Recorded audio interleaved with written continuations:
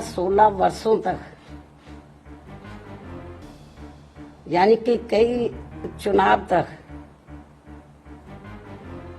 देश की महिलाओं को ये आरक्षण प्राप्त नहीं हो पाएगा।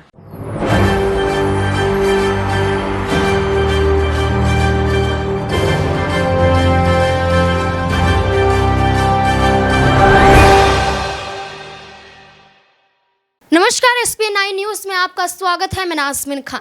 बसपा सुप्रीमो मायावती वैसे तो समाजवादी पार्टी से और इंडिया गठबंधन से अपनी दूरी बनाकर रखे हुए हैं। वो यहाँ पर गठबंधन के साथ नहीं देखना चाहती हैं। वो ये कहती हैं कि 2024 का चुनाव अकेले लड़ते हुए अपने दम पर जीतती हुई भी नजर आएंगे। लेकिन वही बसपा सुप्रीमो का एक ऐसा बयान सामने आया है जो कहीं ना कहीं समाजवादी पार्टी से मेल खाता है, जिससे ये कयास शुरू हो चुके हैं कि अब यहाँ पर बसपा सुप्रीमो एक तरीके से समाजवादी पार्टी के तरीके से बयान पेश कर रही है, उनकी तरह से बयान सामने आ रहे हैं। तो क्या यहाँ पर आपसी सहमति जो बन रही है ये चुनाव में गठबंधन के रूप में भी बनती हुई नजर आएगी? एक मुद्दा है, जो मुद्दा लोकसभा में चल रहा है, वो मुद्दा है महिला आरक्षण बिल। महिला आरक्षण बिल पर जो चर्चाएं तेज चल रही हैं, उस पर बसपा सुप्रीमो मायावती का एक बयान सामने आता है। को नए संसद भवन में महिला आरक्षण विधेयक के पेश किए जाने से कुछ समय पहले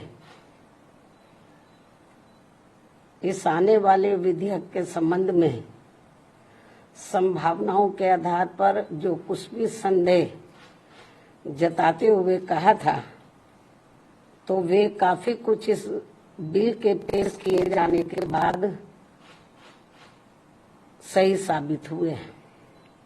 क्योंकि इस महिला आरक्षण से संबंधित संविधान के 128वें संशोधन विधेयक 2023 के अंतर्गत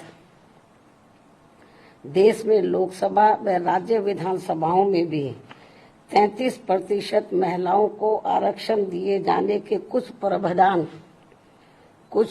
प्रावधान इसमें इस प्रकार से बनाए गए हैं, जिसके तहत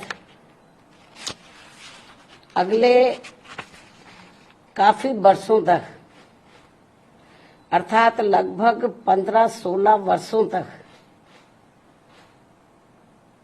यानी कि कई चुनाव तक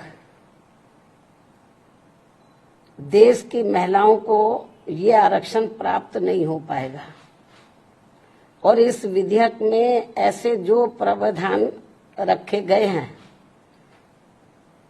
तो उनका मैं यहाँ उल्लेख करना बहुत जरूरी समझती हूँ। और इस संशोधन विधेयक के तहत इस महिला आरक्षण विधेयक के पास होने के बाद पहले पूरे देश में जनगणना कराई जाएगी। जब ये बिल पास हो जाएगा हाउस में, पार्लियामेंट में, तो पास होने के बाद पहले पूरे देश में जनगणना कराई जाएगी। पास तो हो जाएगा ये, लेकिन तुरंत लागू नहीं होगा। और पास होने के बाद पहले पूरे देश में जनगणना कराई जाएगी।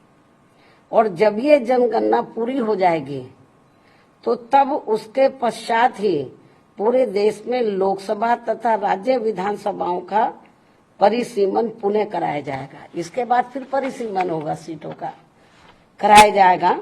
और उसके बाद ही तब ये महिला आरक्षण संबंधी संशोधन विधेयक लागू होगा। और ये बात भी किसी से छिपी नहीं है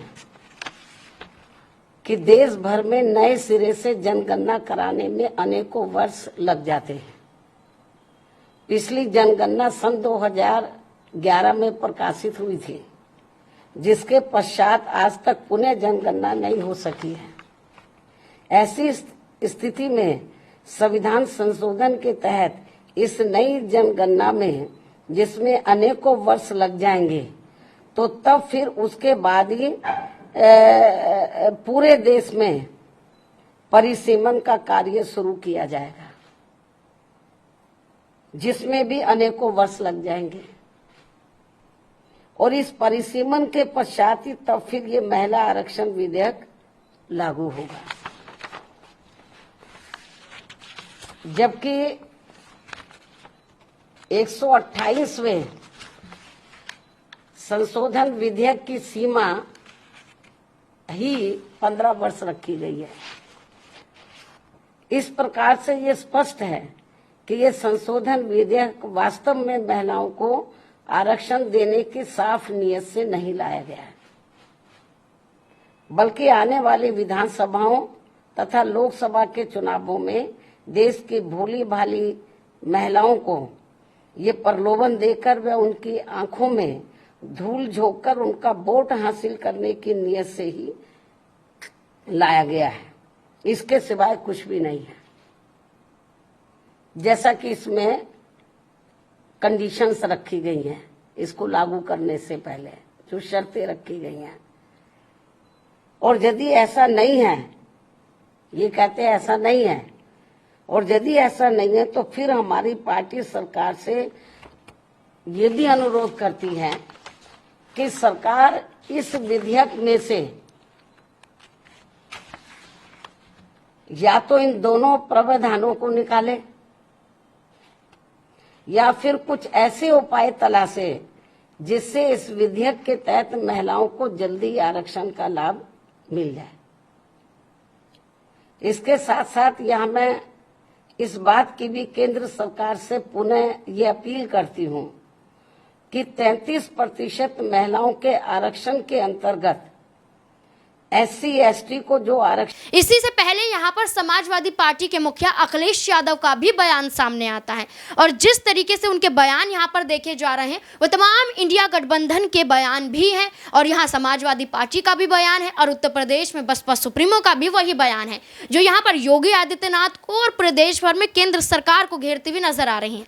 लोकसभा में अगर महिला आरक्षण बिल पेश किया जा रहा है, ये पास होता है तो यहाँ पर सीधे तौर पर ये तो कहा गया है कि हम इस पर सहमति जताते हैं, हम पूरा सहयोग देते हैं, लेकिन यहाँ पर कुछ बातों को माना जाएगा। यहाँ पर बार बार जो इस विधेयक को पास नहीं होने दिया गया है, इसका मकसद यहाँ पर केंद्र सरकार सिर्फ और सिर्फ अपनी वाहवाही करवाना चाहती है। तो ऐसे में बसपा सुप्रीमो का बयान सामने आता है, वो ये कहती हुई नजर आती हैं कि यहाँ पर OBC जो कोटे के लोग हैं, जो पिछड़े वर्ग के लोग हैं, यहाँ पर उनको भी आरक्षण दिया जाए, उनको भी संसद में बैठने दिया जाए, उनकी संख्या को भी बढ़ाया जाए। वहीं यहाँ पर समाजवादी पार्टी का भी यही बयान है कि महिला आरक्षण बिल के समर्थन में है, लेकिन यहाँ पर OBC ST ST जिन तमाम लोगों की बात कही जा रही है, जिन तमाम जातियों की बात कही जा रही है, कोटे की बात कही जा रही है, उन लोगों को भी आरक्षण मिलना चाहिए। यहाँ पर ऐसा नहीं होना चाहिए कि अब कुछ ही लोगों को यहाँ पर आरक्षण देते हुए नजर आ रहे हैं